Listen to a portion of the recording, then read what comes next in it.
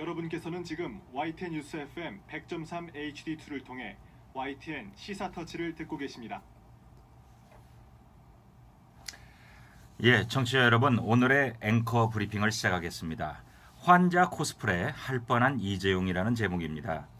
코스프레는요, 코스튬 플레이, 그러니까 일본식 말의 영어의 줄임말인데요.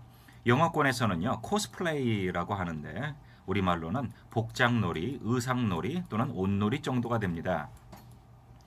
청와대에는 문고리 3인방이 있고요. 이화여대에는요, 최경희 3인방이 있었답니다.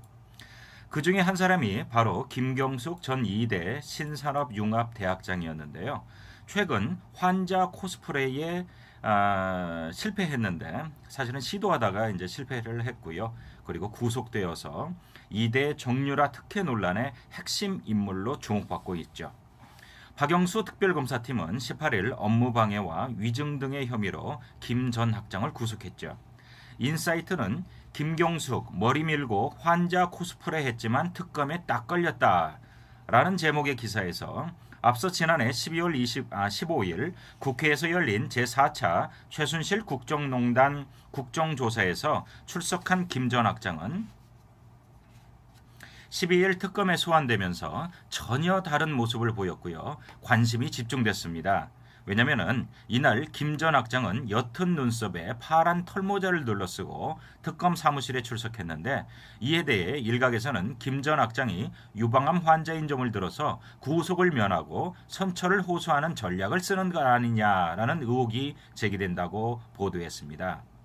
오늘 구속을 면한 이재용 부회장, 만일 구속되었다면 어떻게 되었을까요?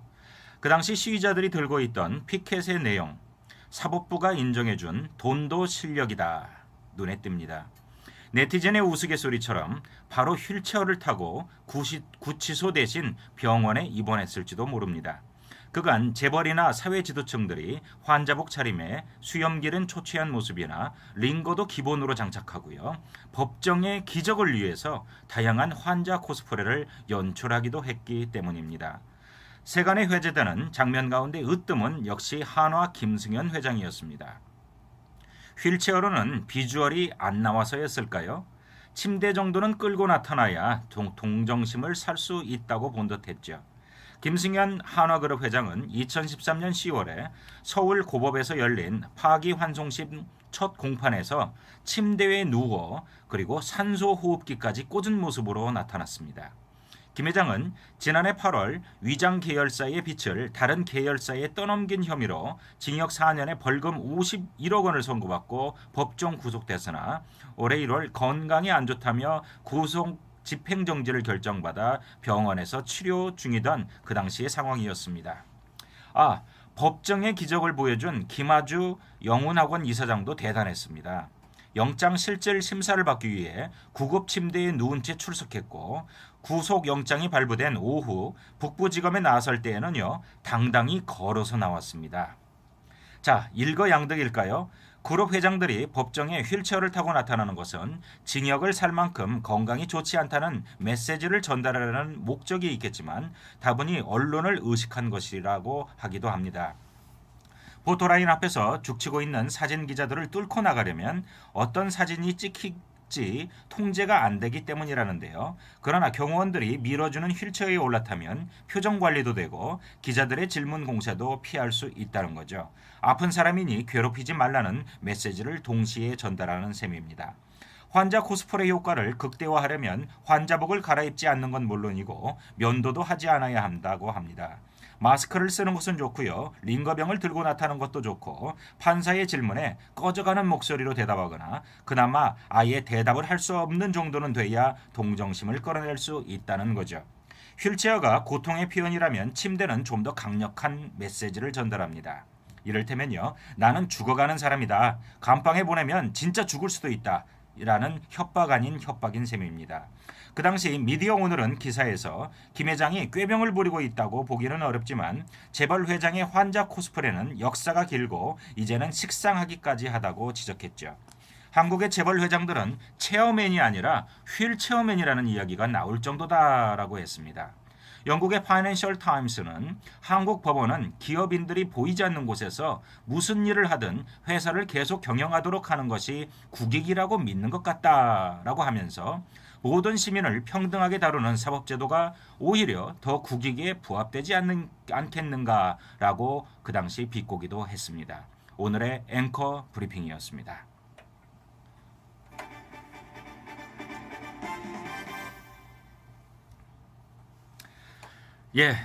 계속해서 청취자 여러분, 군 복무기간이 선거 도박판 판돈된 나라라는 제목으로 팩트 가득 담은 뉴스를 시작하겠습니다. 자, 판돈이라고 하면요, 도박판에서 그 판에 건 돈 또는 그 판에 나온 돈의 총액을 말하죠. 이번 대선에 군 복무기간이 판돈의 역할을 할 거라는 조선일보의 사설에서 영감을 받아서요, 오늘의 팩트 가득 담은 뉴스를 작성해봤습니다. 먼저 그 도박판의 이해를 돕기 위해서 국군의 복무기간과 급여를 한번 짚어보겠습니다. 지난해 중앙일보 김민관 기자가 잘 정리해 놓았기 때문에 그것을 인용하지 않을 수가 없습니다. 1948년 국군 창설 당시 법적 복무기간은 육군 2년, 해군 3년이었습니다. 하지만 실제 복무기간은요, 무기한이 되었죠. 왜냐하면 6.25 발발로 병역법의 정상적 시행이 불가능했기 때문인데요. 전쟁이 휴전 상태에 돌입한 55년에는 국무회의를 통해 육해 공군의 복무기간을 36개월로 결정했죠.